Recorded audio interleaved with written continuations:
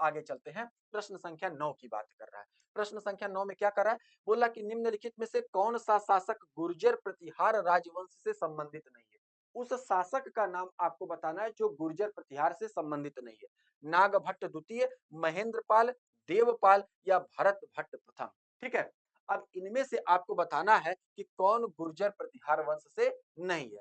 तो नागभट्ट सेकंड हमने पढ़ा, महेंद्रपाल पढ़ा, देवपाल भी गुर्जर प्रतिहार शासक था, लेकिन जो भरत भट्ट प्रथम था ये गुर्जर प्रतिहार शासक नहीं था। सही ऑप्शन क्या हो जाएगा? D is the right option. Clear है? चलिए, और ये प्रश्न कब पूछा गया है?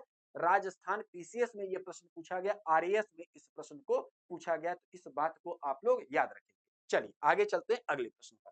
ठीक है, अगले प्रश्न पर चलते हैं। अब हमसे बोल रहा है कि पाल और प्रतिहार प्रशासन में पत्तला से क्या तात्पर्य है? पत्तला क्या था? एक सैन्य टुकड़ी थी, विषय से नीचे की इकाई थी, या एक इरिगेशन टैक्स था, या दान में दी हुई भूमि को पत्तला कहा जाता था? तो हमसे प्रश्न पूछ रहा है कि पाल पाल और प्रतिहार शासकों में पत्तला क्या था? ठीक है, पत्तला क्या था? तो भाई ये एक एडमिनिस्ट्रेटिव प्रशासनिक इकाई थी। ये एक प्रशासनिक प्रशासनिक इकाई थी जो विषय से नीचे थी। ठीक है, जो विषय से नीचे की थी।